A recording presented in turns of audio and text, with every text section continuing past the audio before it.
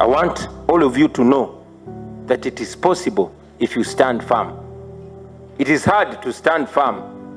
Our leader of opposition said one time, and I agreed with him, that when you fight corruption, corruption fights back. I just want to assure you, friends, that for those of you who fight corruption, you will never fight alone. We, the people of Uganda, will stand with you. We will back you up. We will fight with you. And as we are taught, a people united cannot be defeated. You won't be defeated.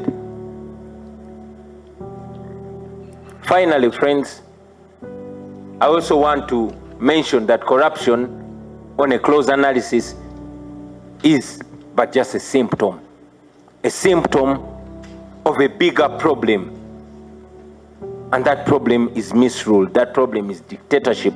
That problem is a rulership, not a leadership. A rulership that has no account,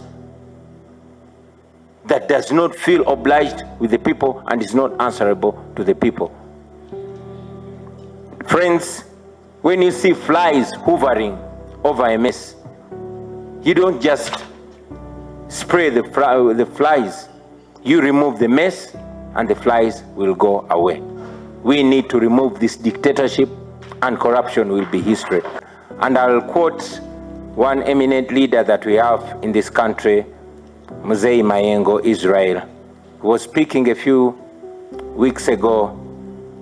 He said, and I agree with him, that back in the day, President Obote noted that the problem of Uganda and Africa generally is reduced into three things. That is poverty, that is ignorance, and disease. And he was spot on. Today, Mzee Mayengo reduced the problem in Uganda. It is no longer poverty, ignorance, and disease, but it is centrally corruption, because corruption is the center of all this. I want to salute our parliamentary front for the continued fight.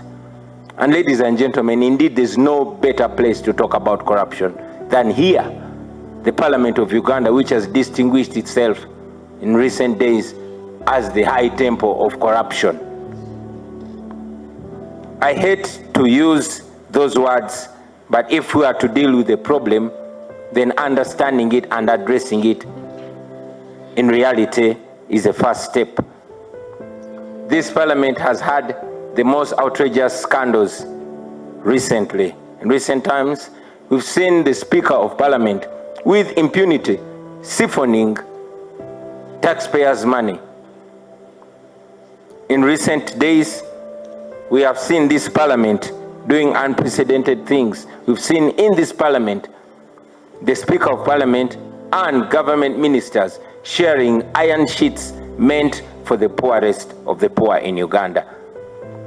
It is in this parliament that we've seen the leader of opposition rewarded before he works. It was in this parliament where we saw that so-called service award. And it is this parliament that provoked the conscience of even our young people. We all remember the young people of this nation getting up and deciding to have a march to parliament. Many of them were arrested, as you read in the newspapers, tortured, and even sodomized for daring to counter corruption. For those young people that were trying to make their way to parliament and failed, I thought that maybe today I could try to be their spokesperson, to be their mouthpiece, and say to you what those young people were not able to say.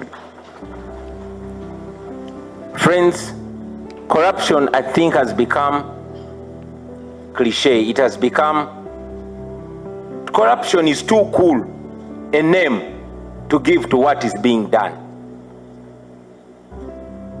A while ago, the head of Transparency International defined corruption, and I agree with him, as the cold and calculated robbery of a people's future, of people's opportunities. And I agree, because it is corruption that has stolen the future of the people of Uganda. Many of you who are under 50 have seen that corruption has robbed all your youthful and useful days from you. Corruption has stolen the vision of Uganda from the people of Uganda. I could go on and on and on about corruption, since we Ugandans all know that our country ranks number 140 out of 180 countries, the most corrupt. That means we're only 40 countries shy from the corruption trophy. A situation where we lose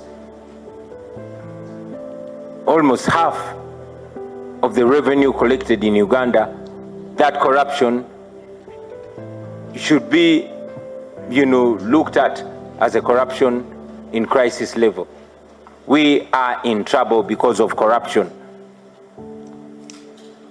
The Inspector General of Government, the current one, Betty Kamya, who we expect to most understand corruption, defined it, simplified it a few weeks ago in an online video, and I agree with her.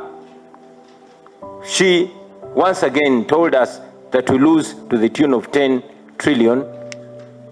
I believe it could be more to corruption. But again, she goes further to break it down to us and tell us that out of the 45.9 million Ugandans, it is only 350,000 Ugandans that are in that circle. Now, these are not the people controlling the country or our economy.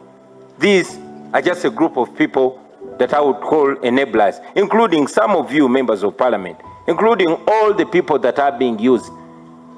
But again, she goes further to show us that a small group of people that are even 10% or less of the enablers, that is roughly 35,000 people.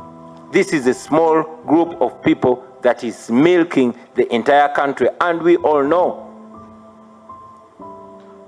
these are the people that have decided that our country is supposed to go down the drain. Let us imagine what 10 trillion can do. A little while ago, we were imagining what that money can do if corruption was stamped out. 10 trillion lost every year. Imagine what that money can do to our road network. Imagine what that money can do to our hospitals and health centers. Imagine if we set out to use that money to transform our schools. Unfortunately, that money goes to a few. So as we stand here, ladies and gentlemen, we should reflect on so many things that have been said. Otherwise, we'll continue saying it and saying it and saying it. Recently, we lost one of Uganda's international journalists, Shaka Sari, and he was quoted to have said that one of the biggest achievements of the Museveni regime is institutionalizing corruption. And that is true, because we all can realize that corruption is a currency in this regime.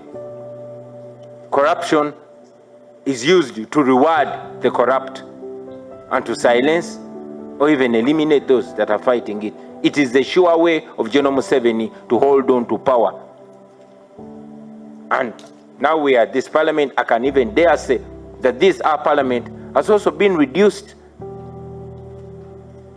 This our parliament, just like the Museveni regime, it attracts the worst of characters and corrupts the best.